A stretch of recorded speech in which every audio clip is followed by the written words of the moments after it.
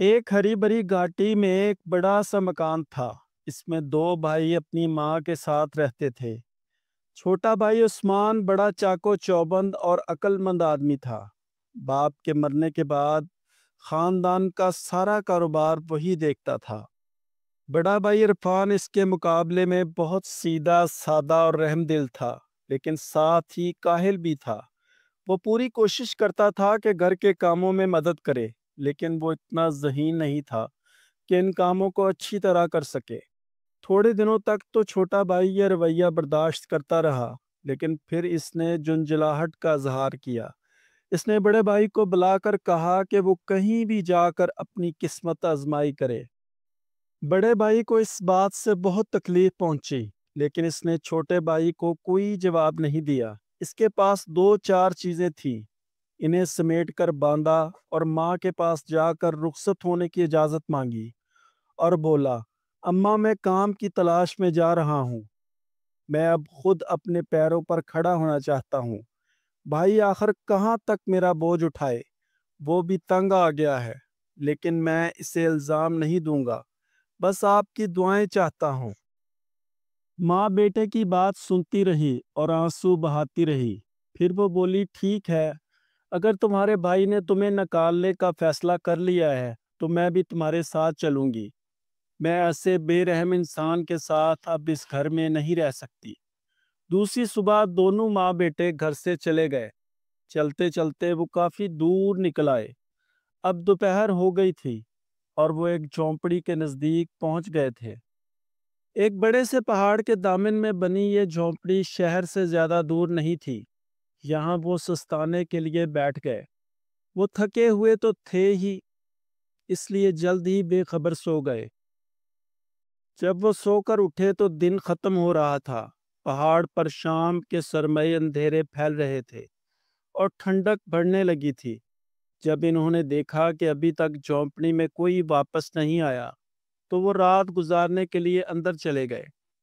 دوسرے دن بہت تڑکے جب چڑیاں تک اپنے گھونسلے میں آرام کر رہی تھی، عرفان اٹھ گیا۔ وہ کلہاڑی لے کر پہاڑی پر لکڑی کاٹنے چل دیا۔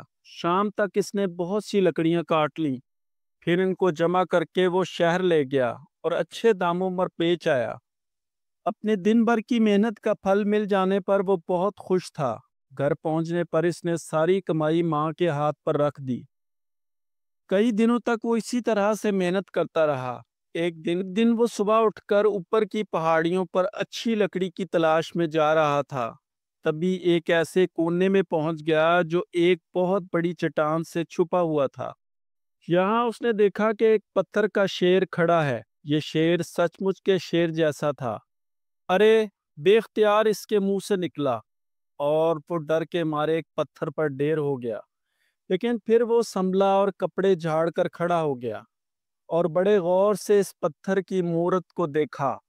پھر اس نے دل میں سوچا کہ شاید یہ ان پہاڑوں کی حفاظت کرنے والا کوئی دیوتا ہے۔ میں کل آ کر اس پر چڑھاوا چڑھاؤں گا۔ اپنے ارادے کے مطابق دوسرے دن وہ دو موم بتیاں لے کر وہاں پہنچ گیا۔ اس نے وہ موم بتیاں جلا کر شیر کے دونوں طرف رکھ دیں اور پھر پوجا کرنے کے لیے جھکا۔ اس کی حیرت کی انتہا نہ رہی کیونکہ شیر نے منہ کھول کر حلق سے آواز نکالی۔ وہ بولا، بیٹے تم بہت نیک دل ہو، اس لیے میں تمہیں انعام دینا چاہتا ہوں۔ کل صبح تم پھر آنا، لیکن اس بار ساتھ میں ایک بڑی سی ٹوکری بھی لیتے آنا۔ لڑکا خوف سے تھر تھر کانپ رہا تھا۔ اس نے شیر کی رحم دلی کا شکریہ ادا کیا اور کل آنے کا وعدہ کر کے وہ اپنی لکڑیوں کا گڈھا اٹھا کر قریب کے گاؤں چلا گیا۔ وہاں انہیں بیچ کر ایک بڑی سی لکڑی کی ٹوکری خریدی۔ وہ یہ ٹوکری لے کر دوسری صبح پہاڑی کے اسی طرف گیا جہاں وہ پتھر کا شیر تھا۔ شیر بولا، اب جو میں کہوں کرتے جاؤ، تم یہ ٹوکری میرے منہ کے نیچے لگا دو، میں اس میں سونا بھر دوں گا۔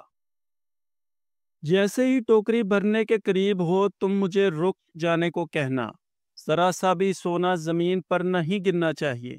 عرفان نے وہی کیا جو کہا گیا تھا۔ اس نے ٹوکری ٹھیک شیر کے منہ کے نیچے لگا دی اور پھر کیا تھا، اس میں سے سونے کے ٹکڑوں کا آبشار سا گرنے لگا۔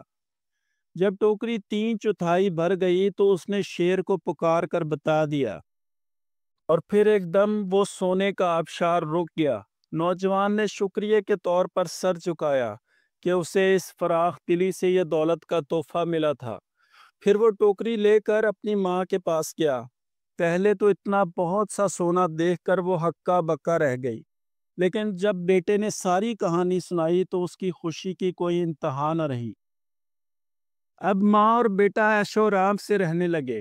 انہوں نے ایک بڑا سا فارم خرید کر کھیتی باڑی شروع کی اور بہت سے بیل اور بھیڑیں پال لی۔ اب تو ان کی ایسی شان تھی کہ کئی نوکر ان کے گھر اور کھیت میں کام کرتے تھے۔ عثمان کے پاس بھی اپنے بھائی اور ماں کی عیش و آرام کی شہرت پہنچی۔ اسے بہت تعجب ہوا کہ یہ سب کیسے ہوا، آخر اس سے ضبط نہ ہوا، اور اس نے سوچا کہ ایک دن خود جا کر معلوم کیا جائے۔ اور پھر ایک دن وہ بڑے بھائی کے گھر جانے کے لیے سفر پر روانہ ہو ہی گیا۔ دستور کے مطابق اس نے تحفے میں دینے کے لیے ایک کپڑا منگوا کر ساتھ لے لیا۔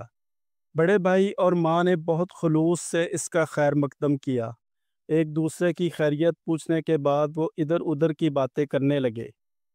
اتنے دنوں میں جو ان پر بیتی تھی اس کا بیان بھی ہونے لگا۔ عرفان نے بھی سارا حال بتایا کہ کس طرح اس کی قسمت نے پلٹا کھایا۔ جو کچھ چھوٹا بھائی معلوم کرنا چاہتا تھا اب اسے معلوم ہو گیا تھا۔ وہ چاہتا تھا کہ جلد سے جلد اس پہاڑی کے پاس پہنچ جائے۔ وہ اتنا بے چین تھا کہ شام کو گھر پہنچتے ہی وہ سیدھا بازار گیا اور ڈھونڈ کر جو سب سے بڑی ٹوکری تھی لے آیا۔ ساتھ ہی اس نے 2 موم بتیاں بھی لے لی۔ اس رات اسے بالکل نیند نہ آئی۔ وہ بار بار اٹھ کر باہر جاتا اور دیکھتا کہ صبح ہونے میں ابھی کتنی دیر ہے۔ جیسے ہی آسمان پر صبح کی سفیدی پھیلنا شروع ہوئی وہ اٹھ بیٹھا۔ اس نے ٹوکری اٹھائی اور سیدھا پہاڑ کی طرف روانہ ہوا۔ اس نے اپنے بھائی کی ایک ایک بات کو بڑے دھیان سے سنا تھا، اس لیے وہ شیر کی جگہ پر بغیر کسی دشواری کے پہنچ گیا۔ پتھر سے بنا ہوا شیر کا وہ مجسمہ، وہ اسے کافی دیر تک گھورتا رہا۔ اس پر ایک رعب سا طاری ہونے لگا۔ پھر اس نے 2 موم بتیاں جلا کر شیر کے دونوں طرف رکھ دیں اور خود شیر کے سامنے کھڑا ہو گیا۔ یکایک شیر بولا، تم کون ہو؟ جس سے چھوٹا بھائی کانپ گیا، لیکن اس نے ہمت کر کے بہت نرم آواز میں کہا، میں اسی لڑکے کا بھائی ہوں جس کو آپ نے اتنی بہت سی دولت دی ہے۔ میں یہی بنتی لے کر آپ کے پاس آیا ہوں کہ مجھ پر بھی مہربانی کریں۔ شیر نے کہا، ٹھیک ہے، ٹوکری میرے منہ سے لگا دو، میرے منہ سے سونا نکلے گا، لیکن دیکھو ہوشیار رہنا، جیسے ہی ٹوکری بھرنے کے قریب ہو مجھے بتا دینا۔ اگر سونے کا ایک بھی ٹکڑا زمین پر گر پڑا تو مصیبت میں پڑ جاؤ گے۔ چھوٹا بھائی ٹوکری کو شیر کے منہ کے قریب رکھ کر کھڑا ہو گیا، اور پلک جھپکتے ہی ٹوکری میں چھن چھن کی آواز کے ساتھ سونے کا آبشار سا گرنے لگا۔ وہ بڑے شوق سے یہ منظر دیکھ رہا تھا۔ اسے اس سے زیادہ خوبصورت منظر اور کوئی نہیں لگا تھا۔ وہ سوچ رہا تھا، میں کتنا امیر ہو جاؤں گا، اف کتنا امیر، سب مجھے دیکھ کر حسد سے جل مریں گے۔ وہ لالچی تو تھا ہی، ان خیالوں میں ایسا غرق ہوا کہ وقت کا اندازہ ہی نہ لگایا۔ ٹوکری پوری بھر گئی تھی، لیکن وہ شیر کو بتانا بھول گیا۔ ایک دم ایک سونے کا ٹکڑا زمین پر گرا اور اس کے گرتے ہی وہ سونے کا آبشار بھی رک گیا۔ بے وقوف، یہ تو نے کیا کیا؟ شیر تیز آواز میں دھاڑا۔ سونے کا سب سے بڑا ٹکڑا میرے حلق میں اٹک گیا ہے، جتنی جلدی نکال سکتے ہو اسے میرے منہ سے نکال لو۔ چھوٹا بھائی تھوڑا اور نزدیک گیا اور اپنا ہاتھ شیر کے منہ میں ڈال دیا تاکہ وہ سونے کا بڑا سا ٹکڑا نکال لے، لیکن شیر نے اپنا منہ بند کر لیا اور پھر وہ اسی طرح پتھر کا بن کر ساکت کھڑا ہو گیا۔ عثمان نے بہت کوشش کی کہ کسی طرح ہاتھ چھڑا لے، لیکن کامیاب نہ ہوا۔ ہاتھ شیر کے جبڑوں میں اس مضبوطی سے دبا ہوا تھا کہ چھوٹنا ممکن نہ تھا۔ اس نے ٹوکری پر نظر ڈالی، لیکن یہ کیا؟ سونے سے بھری ہوئی ٹوکری میں ایک ٹکڑا بھی تو سونے کا نہ تھا۔ ساری ٹوکری مٹی اور کنکر پتھر سے بھری ہوئی تھی۔ وہ پھوٹ پھوٹ کر رونے لگا۔ لالچ میں پڑ کر وہ سارے سونے سے ہاتھ دھو بیٹھا تھا اور اب اس سنسان اور اکیلی جگہ میں جکڑا ہوا تھا، اور دور دور تک کسی آدمی کا نام و نشان نہ تھا۔ پہاڑوں کے بھیانک سائے اسے ڈرا رہے تھے۔ مارے خوف کے اس پر تھر تھری سوار تھی۔ یہ سوچ سوچ کر اس کا دم نکلا جا رہا تھا کہ اگر اس کی تلاش میں کوئی نہ آیا، اگر اسے کئی دن تک اسی مصیبت میں گرفتار رہنا پڑا تو کیا ہوگا۔ شام ہو رہی تھی اور عثمان گھر نہیں پہنچا تھا۔ اس کی بیوی اب بہت فکر مند تھی۔ اس نے تو کہا تھا کہ وہ رات ہونے سے پہلے ہی گھر واپس آ جائے گا، لیکن رات گزر گئی اور پھر سارا دن بھی بیت گیا اور وہ واپس نہیں لوٹا۔ اب تو مارے فکر کہ اس کا برا حال تھا۔ آخر وہ بڑے بھائی کے پاس پہنچی اور اسے سارا حال سنایا کہ وہ کہاں گیا ہے۔ پھر اسے گڑ گڑا کر خوشامد کرنے لگی کہ وہ اس کی مدد کرے۔ عرفان اب اچھی طرح سمجھ گیا تھا کہ اس پر کیا گزری ہوگی۔ وہ سیدھا اس پہاڑی پر پہنچا۔ وہاں وہ بے ہوش پڑا تھا اور اس کا ایک ہاتھ بری طرح شیر کے جبڑے میں دبا ہوا تھا۔ وہ یہ دیکھ کر نیچے گرا اور شیر سے التجا کی کہ وہ اس کے بھائی پر رحم کھائے۔ شیر زور سے کہکا لگا کر ہنسا۔ عثمان نے فوراً اپنا ہاتھ کھینچ لیا۔ دونوں بھائی ایک دوسرے سے لپٹ گئے۔ عثمان اپنی لالچ پر بہت شرمندہ ہوا۔ اسے اپنی حرکت پر پچھتاوا تھا۔